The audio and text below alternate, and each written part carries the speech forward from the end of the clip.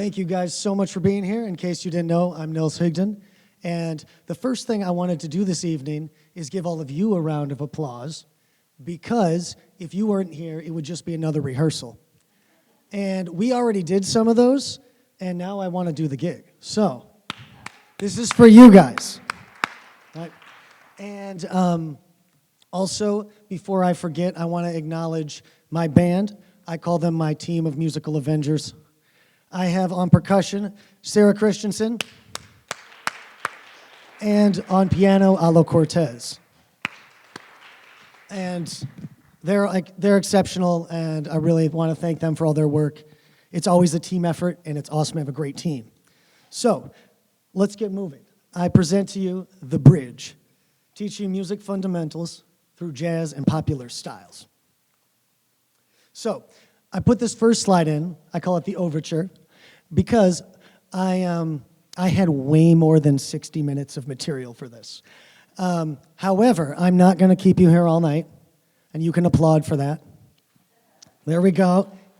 And so I want you to understand that this is more of an overture to this project.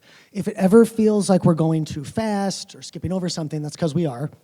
You can ask me later if you have questions, or I know a certain thesis you should read.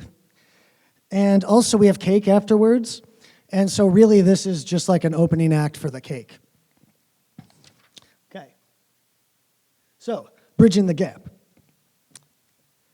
It is the goal of this thesis to increase participation in formal music education and to help cultivate musicians that have a working knowledge of both classical and popular music.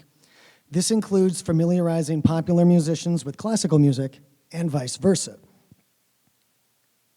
This is achieved by writing arrangements of jazz and popular songs using the same technical elements we find in our standard classical-based educational texts. And this is something really important I want to highlight, that the idea behind this method is that it's something we can all do individually, like for our own personal needs and for our own personal students. It's not just the 5 pieces that are here tonight, right? That's the power of this. And I like to think of it as a very simple equation. Popular melodies and styles, plus pre-composed solos, plus listening and improvisation exercises, equals traditional music education with more modern relevance and appeal. So we're able to write specific pieces for the needs of our specific students. You can recycle the pieces if needed, you can adjust them in the future, so on and so forth. It's meant to be very flexible. So, why do we need this? There's so many reasons. I couldn't fit them all on this slide, but I just picked a few of them right now. Too many musicians in our field are not well-rounded, and this creates formidable professional problems. So, when you think about the type of work someone that would do just coming out of music school, a lot of times it's things like having a church job, wedding receptions, teaching at a storefront music school. All of those things require a diverse background of skills. And if someone only plays the drum set or, only plays the triangle, that can create a very big barrier to achieving in those settings. The next is that overwhelmingly popular music is what motivates people to become musicians in the first place. And I believe this is my opinion, I'm just going to throw this in here, but I believe that this makes popular music, in one manner of speaking, the most important form of music, because no one's going to learn anything if they don't show up in the first place. So I think we really have to harness that motivational power in our teaching. Next is that this is specifically a problem in the percussion field, which is that so much of what we have for our students are better described as academic etudes, not solos intended for performance. Therefore, this creates a big problem, especially with younger students, because if we give them something that's esoteric or perhaps less audience-friendly, it denies them that positive reinforcement they would need from that audience. The next is efficiency. We can teach both technique, fundamentals, things like scales and rudiments, etc., and modern music simultaneously. And the last very important reason is diversity. With this method, I'm going to explain in more detail, we can use for our source material music from any era, any location, any composer we want. Anyone that we feel is relevant and effective. Also, this helps us reach a more diverse student body and provide them with very diverse skills. So there's probably a lot of people somewhere, old-fashioned people that would say, are we justified in doing this? Or, what is this even based on? And the way I would explain it is that it's based on history, and of course we're justified. All you have to do is take a different vantage point on something we've already been doing for years. And I like to say that popular music is simply a different type of folk music. And it makes perfect sense, because both popular and folk music are meant to be simple in their construction, accessible for amateur musicians, and they discuss themes of everyday life. As all of us here know, probably the three most famous music teachers are Zoltan Kodály, Shinichi Suzuki, and Carl Orff.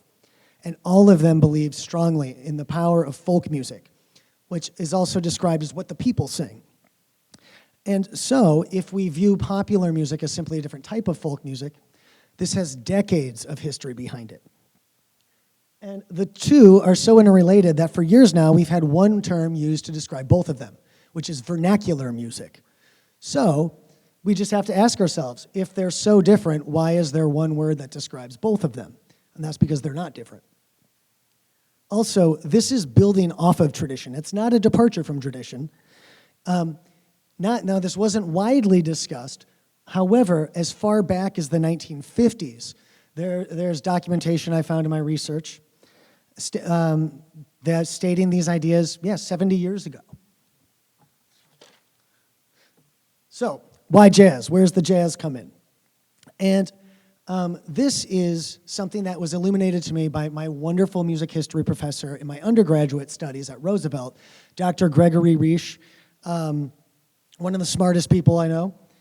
And he said that in the field of musicology, or ethnomusicology, music is mainly categorized into three areas: classical, folk, and popular. However, these classifications can be really cumbersome, and they can be they have their difficulties because music doesn't inherently fit in each of these three categories. The most obvious example he gave me was jazz music. It exists directly between all three. It takes the virtuosity and the harmonic knowledge, a lot of the instruments from Western European classical music. Its early melodies were derived from folk styles like the blues and field hollers, and it was the popular music of its day. And even since then, it's continued along that tradition. It took Broadway show tunes for its standards. Even pieces by Michael Jackson have been used as jazz compositions.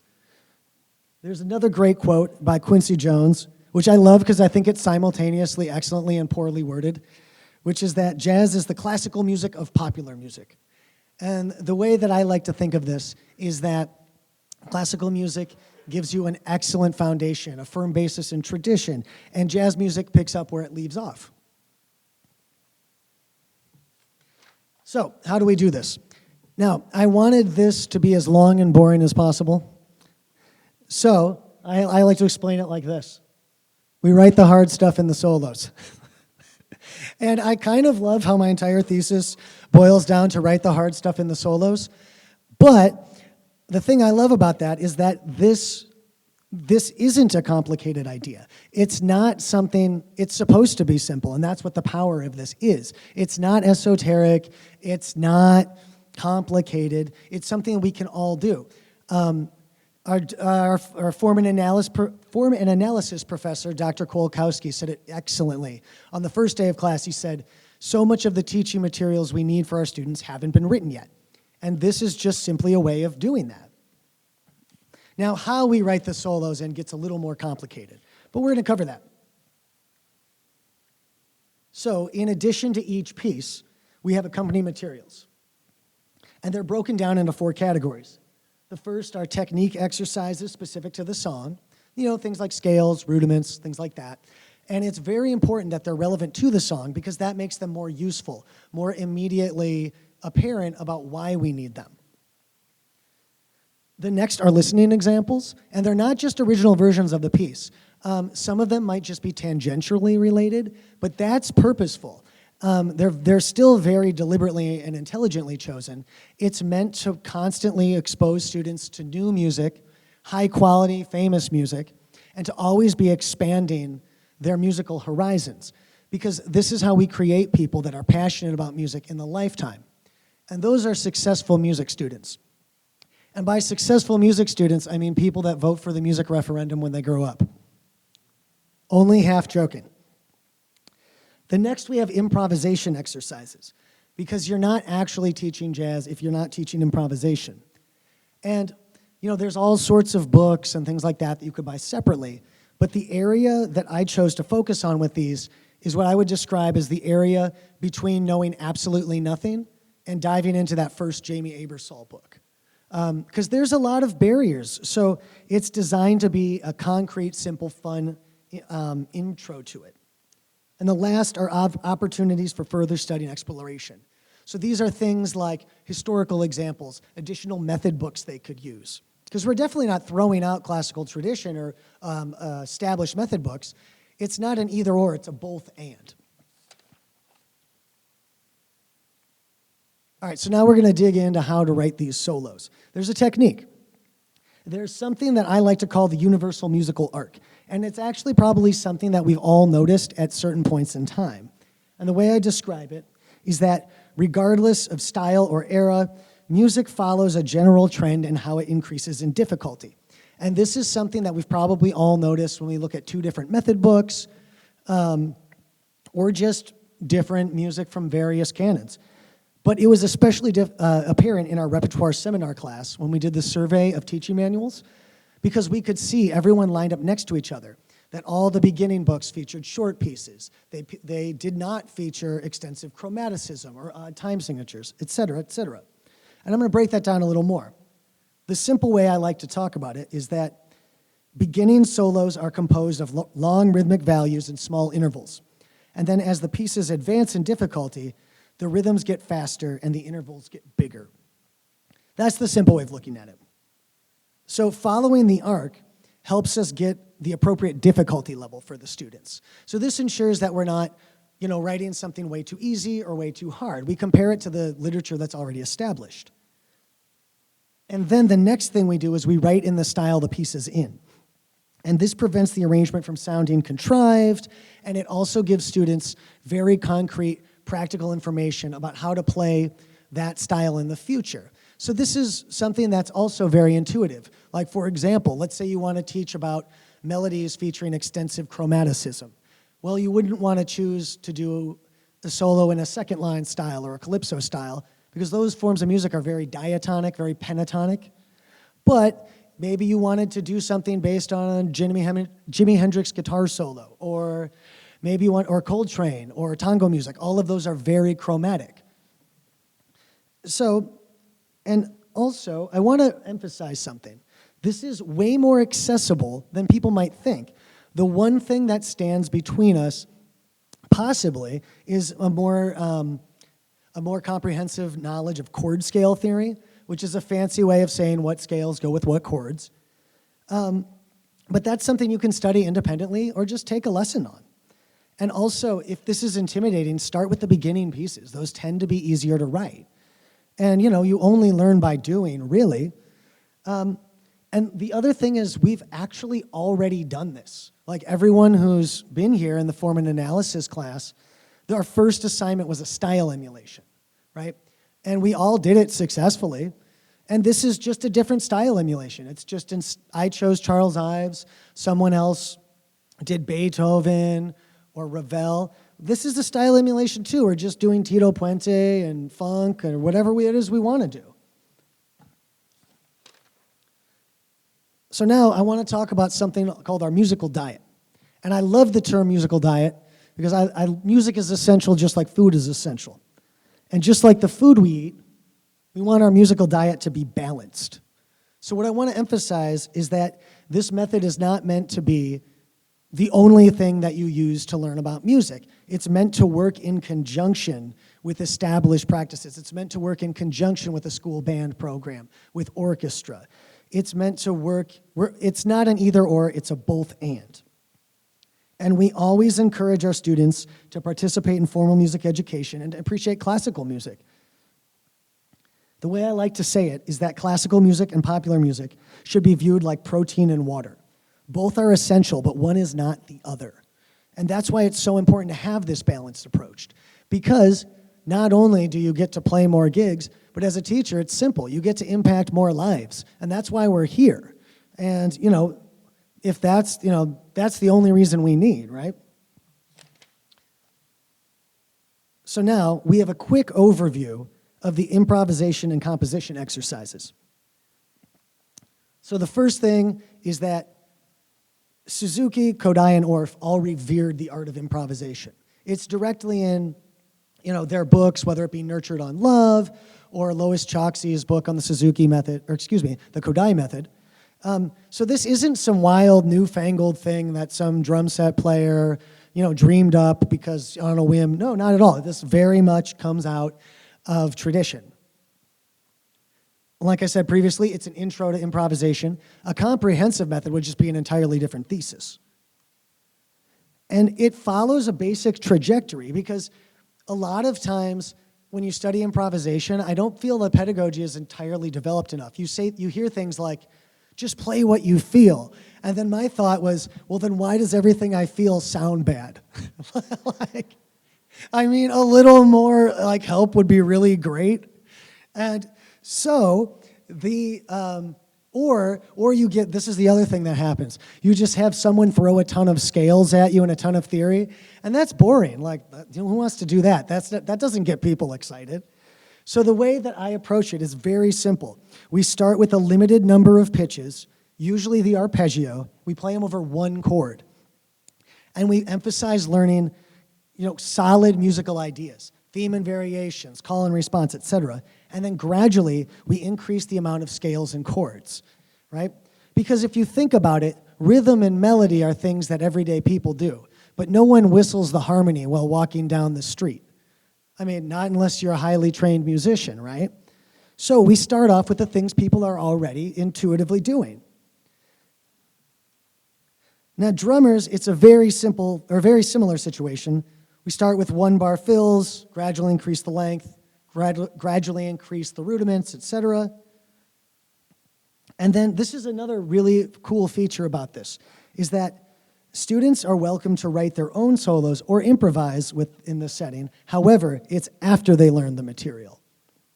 It's because music should be equal parts freedom and discipline. And then here's another example, something else, is that the instrumentation for this is designed to be very flexible. And this is so it actually gets played. The trio setting you see here tonight is just the default setting. If you wanted to add a bass player, well, you could give him a lead sheet. You could also, if you have a 5-octave marimba, you could write out a bass part. You could, violinists and flute players are our friends because you don't even have to transpose. You can just hand them the music. You could have the greatest teaching method ever, but if it requires 100 chromatic triangles with distortion pedals, no one's going to use it because who has that, right? The piano parts are all mostly lead sheets. When I do this with my students, I play piano. However, there's another option, which I've done tonight, is I hired a piano player. And in rehearsal, my exact instruction to Ala was, if it makes me look better than I really am, do it. All right, so now we're almost to the first piece. I know talking about music is like dancing about architecture, so I promise we're getting to actually playing. So this is what I call the Universal Musical Arc Level 1. This is for basic music, things like, they just picked up the sticks that lesson. So our melodic characteristics, slow, moderate tempo, limited number of pitches, almost exclusively stepwise motion, short, etc., etc. And for the drums, same tempo, limited rhythms, repetitive. We emphasize how to generate time, etc. Now here's some examples. The one on the left is Twinkle Twinkle Little Star, the heavy metal classic. It's the first one in the first Suzuki book, and it shows all of those characteristics, short, stepwise motion, etc. And then the one from the right is from a very renowned book for beginning mallets, A Fresh Approach, and it's the same thing. Short, stepwise motion, etc. Now for the drums, we have on the left an excerpt on how to generate time, quarter notes, quarter rests. And on the right, we have one of the first solos from the Elford's Drum Method book, and that's the one that used to just come in your snare drum case. Like, you didn't even have to buy it. They just gave it to you. That's why I chose this one. Okay, so now we're going to do my arrangement of a classic by Milt Jackson. It's in a level 1 difficulty level. So you could kind of think of it as my parallel to Twinkle Twinkle Little Star. And I want to invite up to the stage Alo Cortés and Sarah Christianson.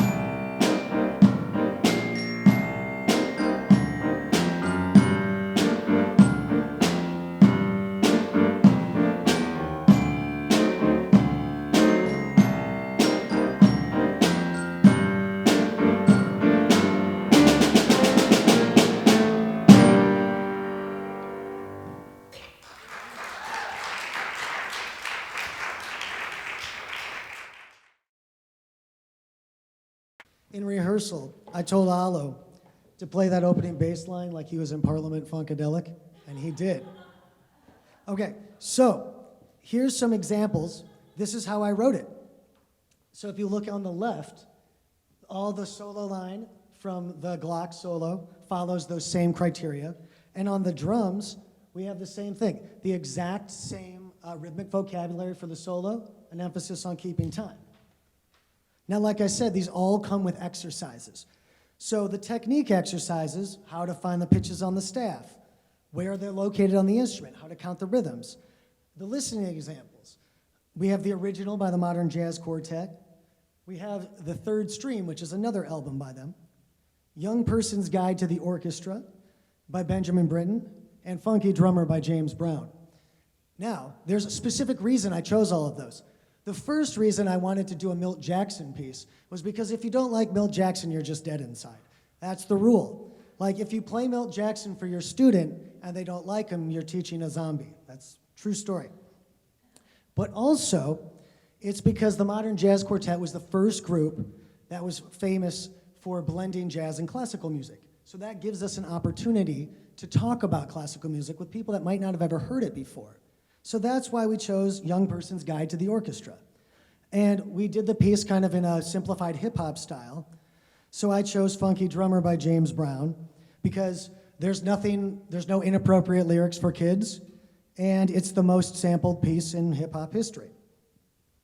Our improvisation exercises do exactly what we did. What we said before, one arpeggio over one chord, and then here we have some method books that would work. And for historical examples, we can talk about things like what is classical music, why should you be in your school's music program, etc. So, here's something I call a level 2 piece. This is where we use full scales. We have predominantly stepwise motion, 16th notes in the melody, etc. And for the drums, we're including what I call mixed rhythms, so things that are like a mixture of 8th and 16th notes. Simple rudiments like flams and paradiddles, and a wider dynamic range.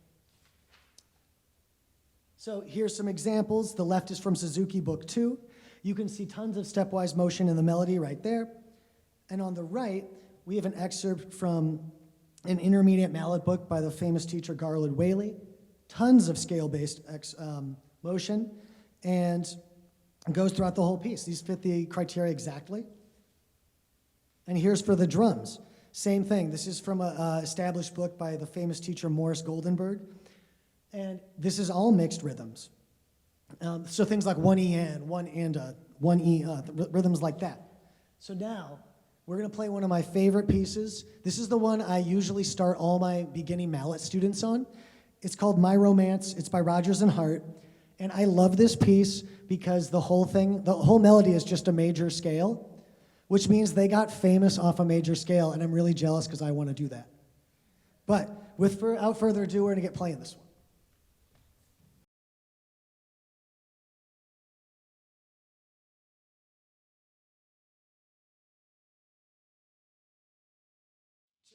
And 1, 2, 3.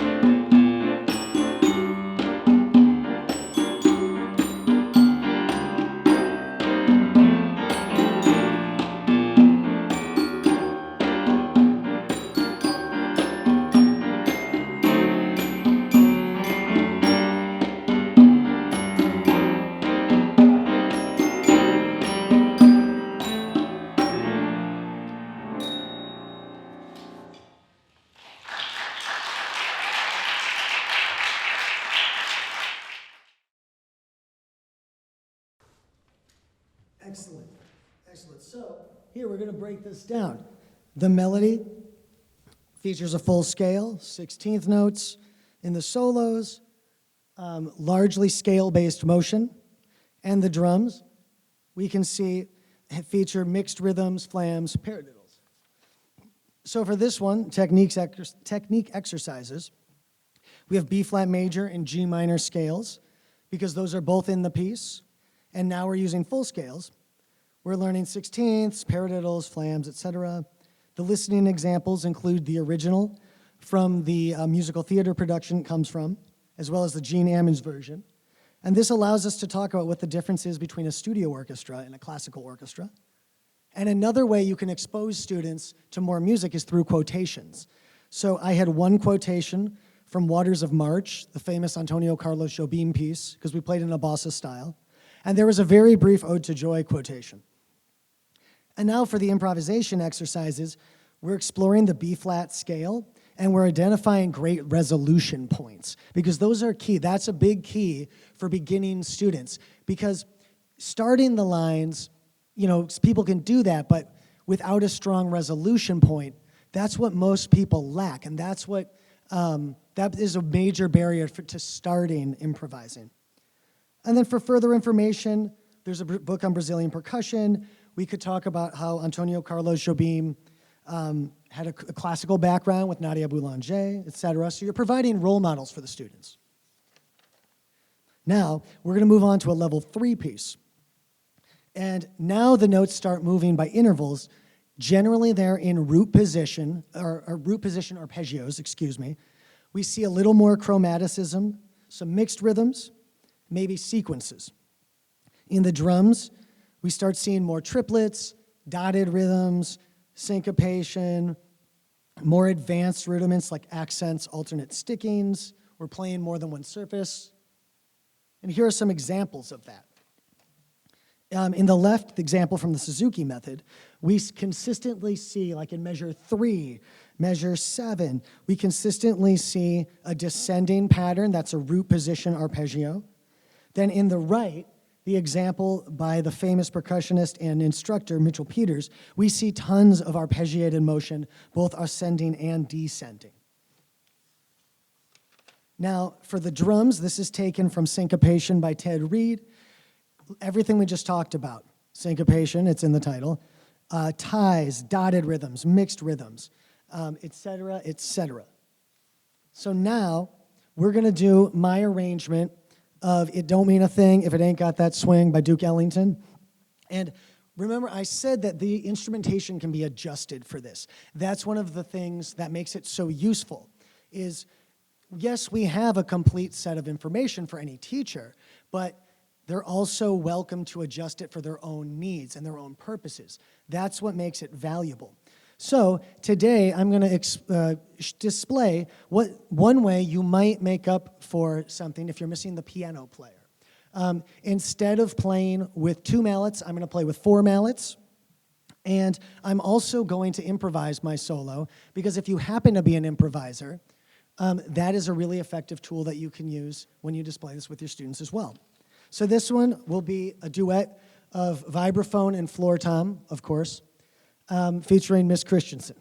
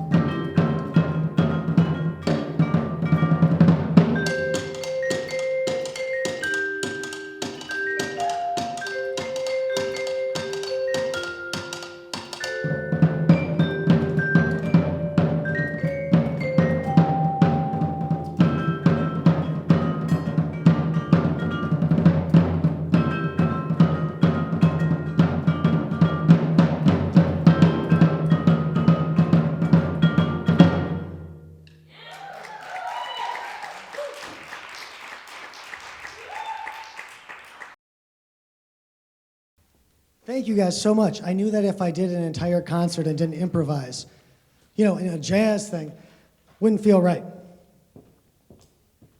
So here's some examples. Now, had I played what I wrote, I would have played root position arpeggios. There's lots of sequences. And sequences are something that are also found heavily in Bach. So this is a great way to introduce that concept to students. And then if you look at Sarah's solo, we have everything we talked about. Multiple surfaces. We have a pitch bend, accents, all sorts of super cool stuff. And independence between the hands. And then here are some of our exercises. Now we're doing 4 different scales, both major and mixolydian, right? Because in a lot of ways, it's easy to teach jazz and classical side by side, just with some adjustments. Now we're talking about hand independence, other things. Listening examples include the original by this piece by Duke Ellington, as well as Harlem, one of his symphonic works, because he also had a classical background, also studied with Nadia Boulanger. And the whole drum part was a quotation from Sing, Sing, Sing. And now for our improvisation exercises, we're learning how to construct lines that work over multiple chord changes. Maybe just 2, or maybe we can introduce a 2-5-1. So the method books, George Hamilton Green Instruction Course for Xylophone. That's one of the most highly respected and ubiquitous xylophone books, and it's based on ragtime music. It ties in excellently. Charlie Parker Omnibook, things like that. Now, we have a level 4 piece. So we have larger intervallic leaps in the melody, frequently arpeggios that are out of order. Then we have more chromaticism. Maybe it's related to the harmony, maybe not. More rapid rhythms. We have scales that don't just strictly go straight up and down, but maybe travel within the scale. Then for the drums, we have a large variety of roll rudiments, 5-stroke rolls, 9-stroke rolls, et cetera, wider dynamic range, larger rhythmic variety, some mixed, syncopated, rapid rhythms. And here's some examples. On the left, we see the G minor violin concerto by Vivaldi. It's from Suzuki Book 5. You can see out-of-order arpeggios all over the place. Measure 4, measure 6, etc. There's also lots of sequences. There's more chromaticism. And on the right, we see the same thing, especially line 3, lots of out-of-order arpeggios. The melody is a little like an Alberti bass. And now for the drums, another one by Garwood Whaley, where we see rudiments like drags, rolls, syncopated rhythms, etc. And now we're going to play a piece that I never get tired of playing. It's the theme from Black Orpheus, also called Menade Carnaval.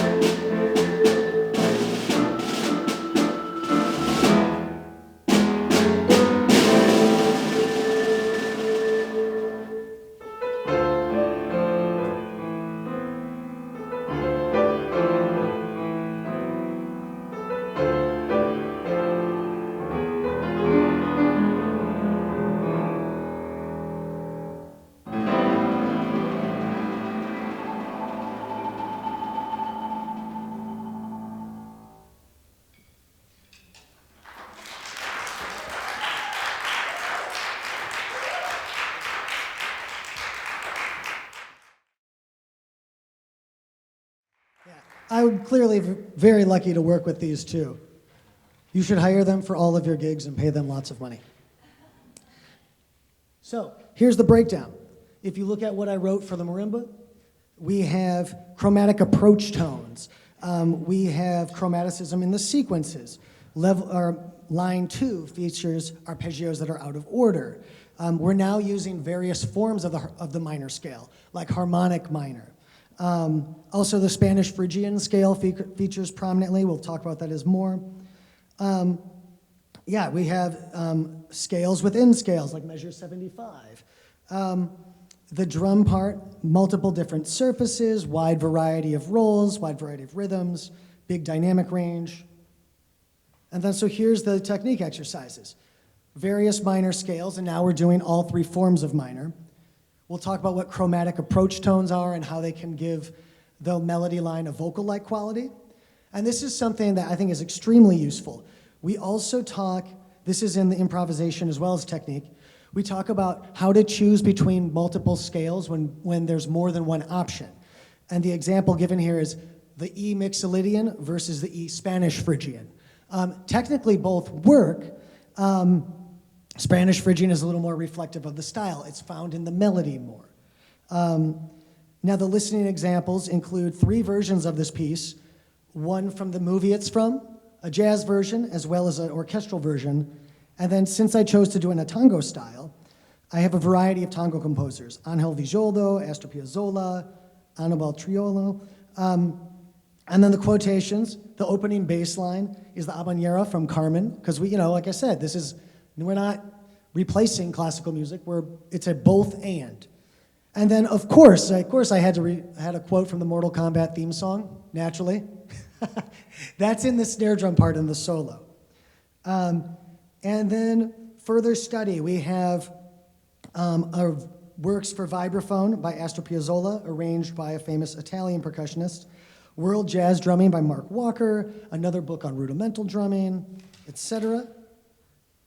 And now we're going to get to our final piece of the evening, and I'm glad you didn't all clap for that. So this is a level 5 piece, and let's just go through it. Melodic characteristics, predominantly rapid rhythms, frequent chromaticism, large intervals, may or may not be arpeggios, etc. Drums, highly syncopated, large variety of rhythms. This is a big one. We introduce hemiolas. So rhythms in one time signature, frequently 3, played in another. This is a really important concept for improvising drummers because it's how we create tension over long periods of time. And then, so for the examples, you can see Suzuki Book 6, all of these things represented, large intervallic leaps, very busy writing, chromaticism, et cetera, et cetera. On the right, we have an excerpt from the Morris Goldenberg Modern School for Xylophone, which is the standard for IMEA auditions, college auditions. And so the idea is that, if we introduce students, primarily to technique or virtuosity in general with things like this, then Vivaldi and Morris Goldenberg won't be so intimidating. I remember the first time I looked at the Bach Violin Concerto, I didn't know music could have that many notes. And then also, when I was young, like a lot of other mallet players, I wasn't very good at reading. So when I learned about jazz, I thought, you mean there's music where you don't have to read? Tell me more. Okay, so here's the drums.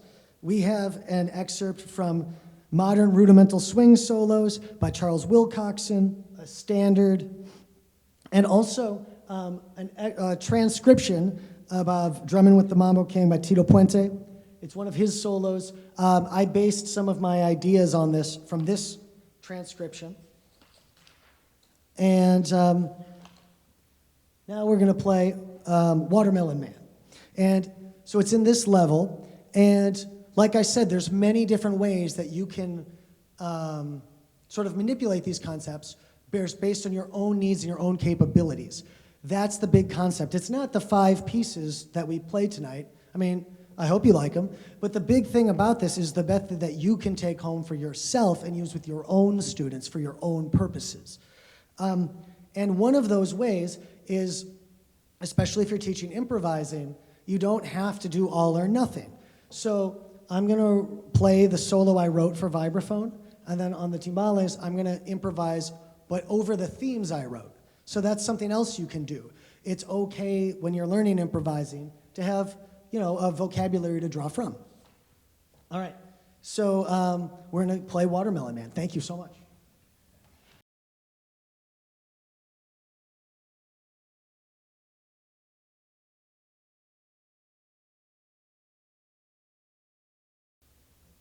One, two, three.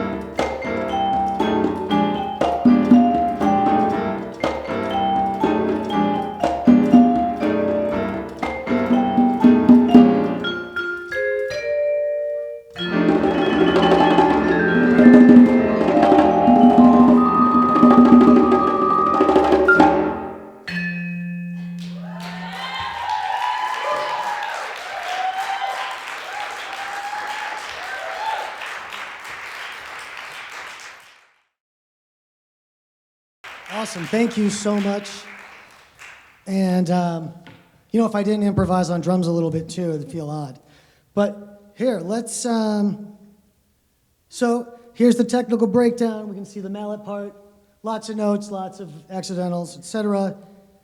And the solo that I didn't play, lots of hemiolas, accents, accents with in-rolls to create the hemiolas, etc., etc. Now, technical breakdown. We have major, mixolydian, and blues scales. Our listening examples, the original by Herbie Hancock, as well as the Mongo Santa Maria version. There were quotations, Rhapsody in Blue is in there briefly, as well as Haitian Fight Song. Now we're improvising over a 12-bar blues. A great method book is Essence of Afro-Cuban Percussion and Drum Set. A great historical role model for students would be Cachao Lopez. He played both in the Havana Philharmonic and is famous for his Latin jazz too. Okay, so the summary. When utilized correctly, jazz and popular music are deep and rich resources through which we can bring more students to music education without sacrificing the educational quality of what we teach. The importance of being fluent in both classical and popular music is not just something that's going to be important in the future, it's important now. And popular music is just a different type of folk music. And this is a big one. Any teacher can make their own compositions in this bridge method. It's fun, it's practical, it's flexible. It doesn't have to be everything you do, and you don't even have to start out being tremendous at it.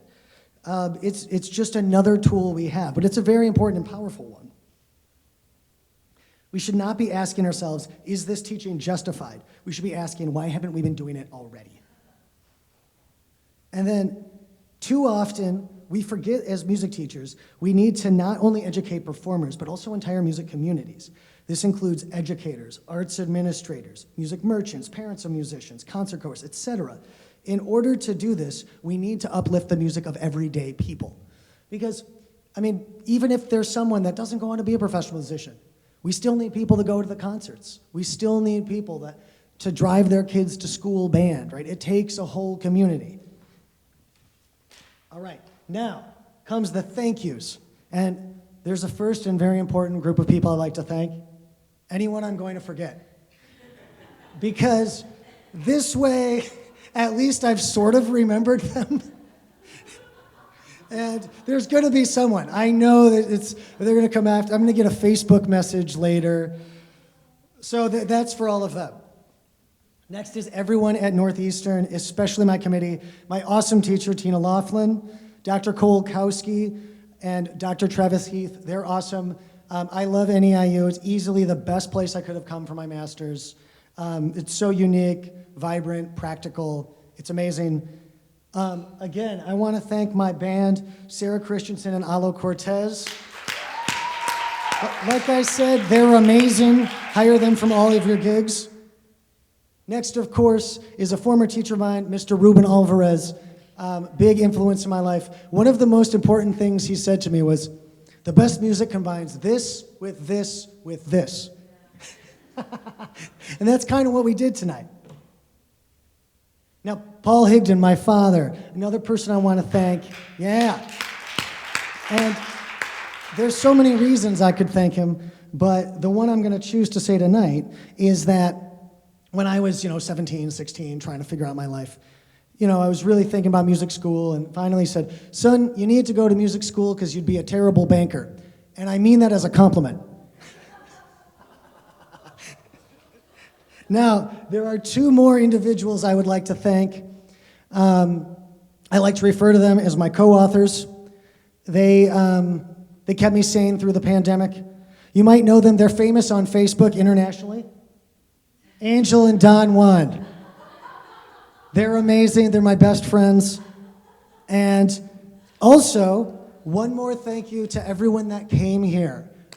Like I said, you guys make this possible, and we do it for you. And thank you so much. Also, there is cake afterwards. I'm not letting you leave without cake. So thank you so much for coming. I guess we're going to do a quick bow.